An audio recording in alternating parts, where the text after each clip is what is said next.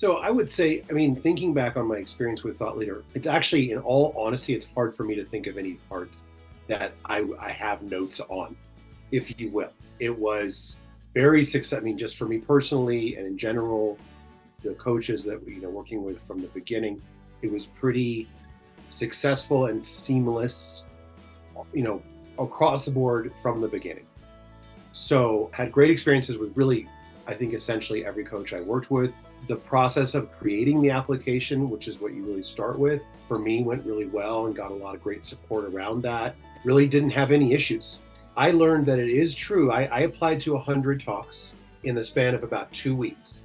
And on my 100th talk, I got my first yes. Well, it was a yes, and you have to submit more things. And actually, in the span of that 1 week, I got 4 yeses.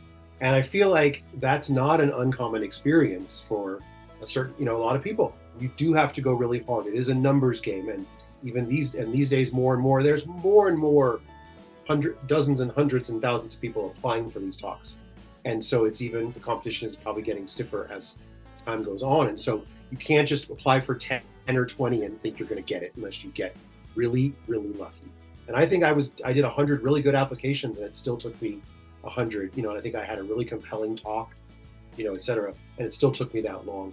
And then, one of those worked out. And so, as they say, I think it really is true. There is one out there for you, but it can very often take many, many applications. So that's just sort of also advice to people, is just go through it as quickly as you possibly can, and don't waste too much time on one application. What was so good and what Thought Leader did so well is help me create a really full, rich application so that everything was ready to go. And then it's just copy and paste. And that's the better way to go about it, rather than obsessing even over each individual application. That's not going to work in the end. It's very unlikely, as much as you may want a certain one, that you're going to get that one. Other parts of the process, all really great. The training is great. Positive feedback, honestly, is what I have in every part of it. And yourself, Emily, and the account managers, and everyone's been amazing. I feel like I had the support that was there. Also, I love the community. I think I kept reminding myself, like, engage on the platform and with the community every day. The more you do, the more you get out of it. Every time I go on there, I meet another person randomly, or see, and I check their profile and there's some synergy. And the next thing I know, I'm doing a podcast with them. So there's a ton of extra benefit just sitting there for those who are willing to use that, take their time and go and do it. So that's a real extra benefit.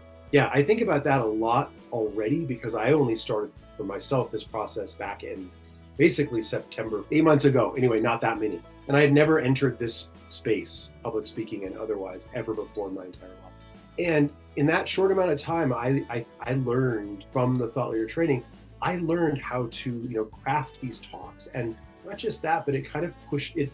It opened up this whole world, for me, very intellectual world. And I would say also for me, interestingly, like a very moral world, because a lot of what I think and talk about is based for me on things at least includes something called morality, which I don't think is a word. I think is a word we don't hear very much these days. But the point is that it opened up this entire sort of, I don't want to say almost talent that I have, but some ability that I have from a whole lifetime of these experiences to speak and to craft ideas, and to craft and explore thought and explore experience, and really look for what is the truth, or the transparent truths of these experiences that are so often hidden, or more so corrupted by money these days, or censored, or even worse. So that for me is like a huge gift that Thought Leader gave me, and this experience gave me, totally in addition to the fact that I was able to craft a TEDx talk, get a TEDx talk, and now watch it be successful on YouTube, et cetera, and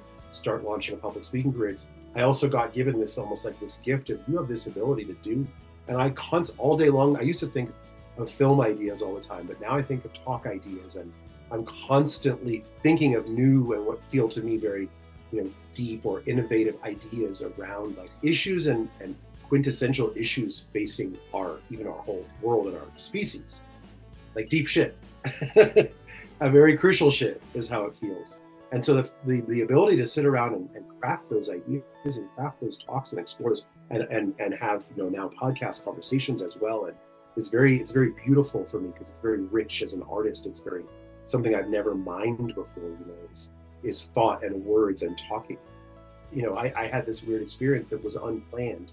When I walked out on the stage, I kind of knew in the back of my mind, okay, if I take a little extra time here in the beginning, well, they're going to edit that out, right? They're not going to start it by watching this guy walk up and like adjust his belt or something, right? So I purposely took a weirdly long amount of time standing there and smiling at the audience, but it really relaxed me, and I really felt, later I'm calling it now, I was settling into the energy of the room, and I was connecting in some level. I could see the people, some of them, and literally looking at them, smiling, looking at the next one, smiling, just taking this weird time that was completely unplanned. Well, of course, the editors left that entire thing in the video, which I think is cool. Now, I'm actually glad they did, because it's kind of unique.